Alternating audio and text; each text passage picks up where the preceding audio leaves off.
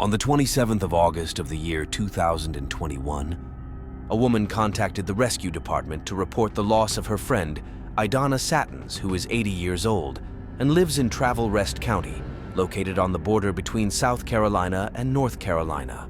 The woman connected to the contact officer has been notified. Greenville County 911, what's the location of your emergency?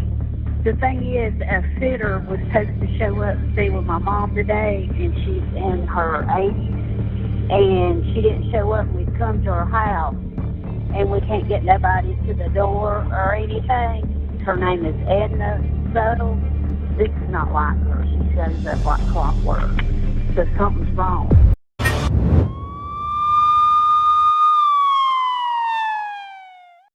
The law states that reporting the disappearance of an adult can only begin an investigation 24 hours after the submission of the communication.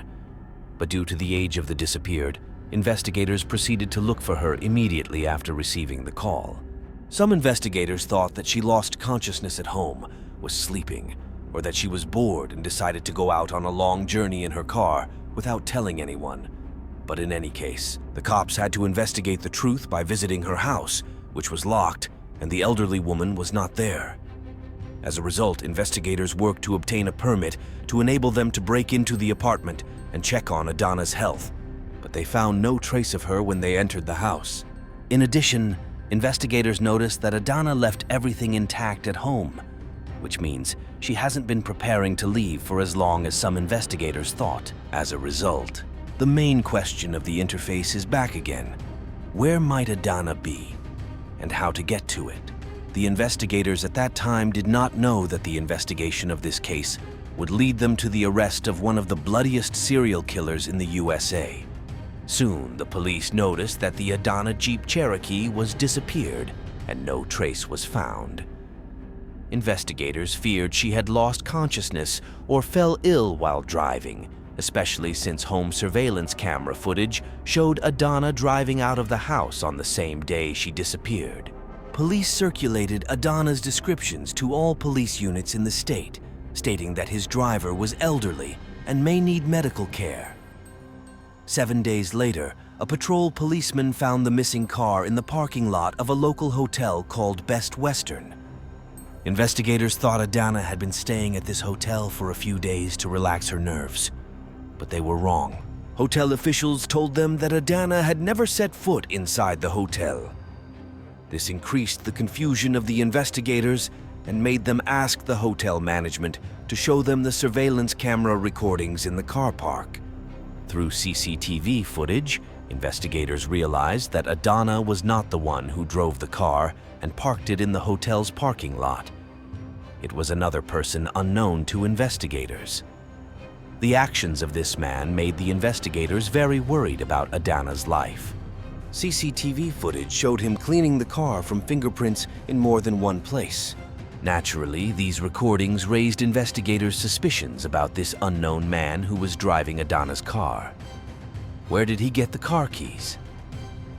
Investigators tracked CCTV recordings available in all places near the hotel where the car was found throughout the day the accident occurred. Investigators soon noticed that the same person driving Idana drove another Chevrolet to the parking lot of a large grocery store called Food Lion before he gets out of the car and heads to the store to buy some things.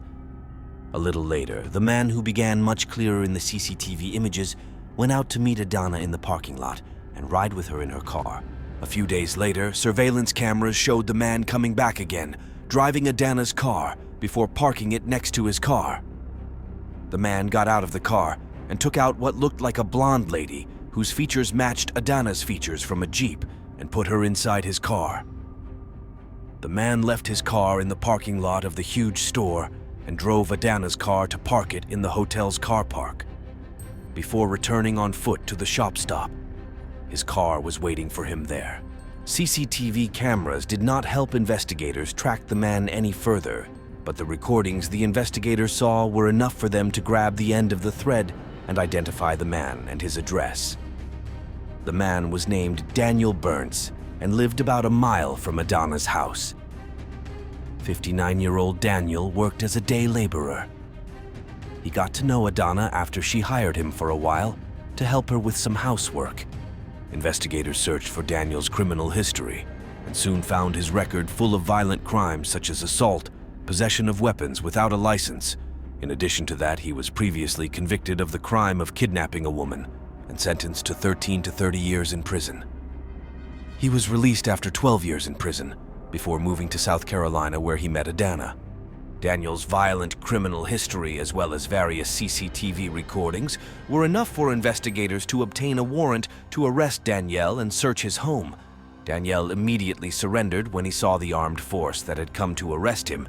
The man was very calm and showed no tension at all, either when he was arrested or when interrogated.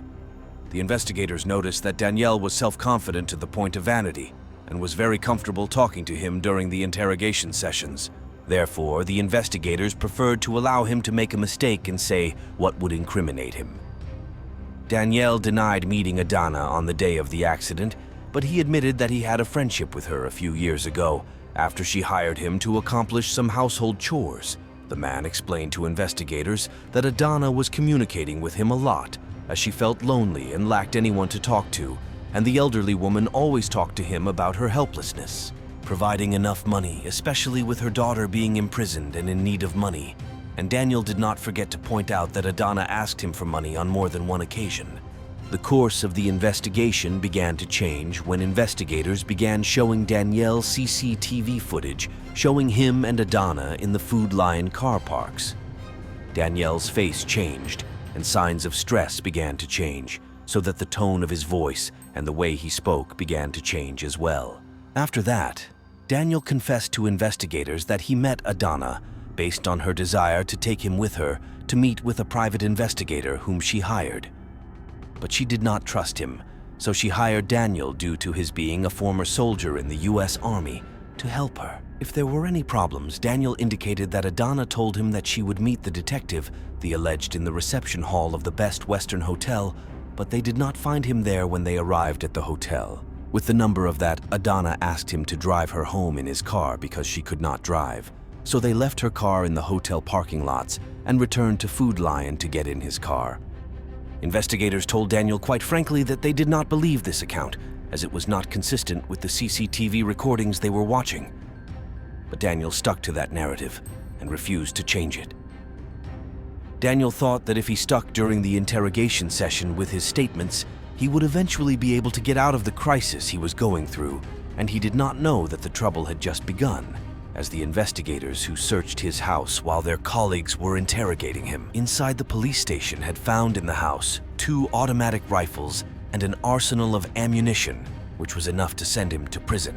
Where American law prohibits people with precedence from owning firearms, it did not stop there, as Daniel erased the serial number of the weapons, and that is another crime in itself. But the most important thing that investigators found in Daniel's house was a passport and a driver's license belonging to a woman named Nancy Rigo, just like Adana. Nancy was a lonely and elderly woman, as she was 66 years old when she completely disappeared from sight in the year 2017. Although she did not meet anyone during that period, Nancy was sending emails to her relatives reassuring them of herself in it, but they knew that someone else was using her email and that Nancy had been harmed. And despite all that evidence, Daniel continued to deny all the charges against him regarding the disappearance of Adana and Nancy. But new evidence suddenly turned things around.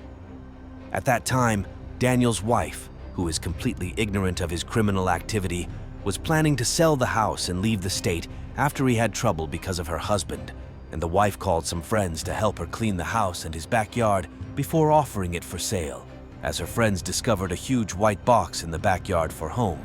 Daniel's wife contacted the authorities, who sent a team of investigators to search the box, and inside that box the investigators found a set of Adana's belongings, such as her car keys, for example, in addition to very dangerous sleeping pills that can be used with, some alcohol to shortness of breath that may lead to death. In addition to that, investigators also found a rope and other tools used to restrain people.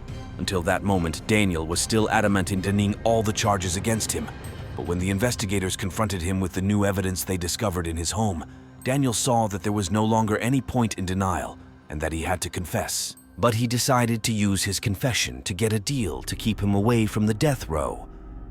Daniel told investigators that he was willing to confess to all the charges against him, but would also tell them some of the crimes he had committed that they knew nothing about, provided they guaranteed him his life. As a start and to show good intentions, Daniel briefed the investigators on the place where Adana's body was buried, and he was honest about it, as he confessed to ending Nancy's life, and he also confessed to them to ending the life of Nancy's mother, an elderly woman named Dolores Salers. Dolores had died in the year 2017, at a time close to the disappearance of her daughter. Everyone thought at that time that the woman died as a result of natural causes, but in fact, Daniel had injected an overdose of the drug into her drink, thus ending her life. Danielle claimed that the idea of getting rid of Dolores was in fact the idea of her daughter Nancy, who herself participated in the crime. But she soon began to feel guilty for what she did and threatened to report it to the police, which prompted him to get rid of her as well.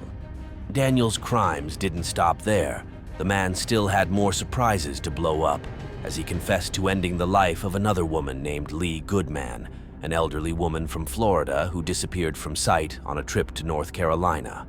Daniel claimed that she intended to rob him and that her murder was only in self-defense, but these statements were not supported by any significant evidence. According to an agreement Daniel made with the authorities, he was sentenced to life imprisonment as a result of his confession to all his crimes. He remains in prison to this day. According to your opinion, dear viewer, what makes someone like Daniel commit those heinous crimes against some older women? Tell us what you think in the comments.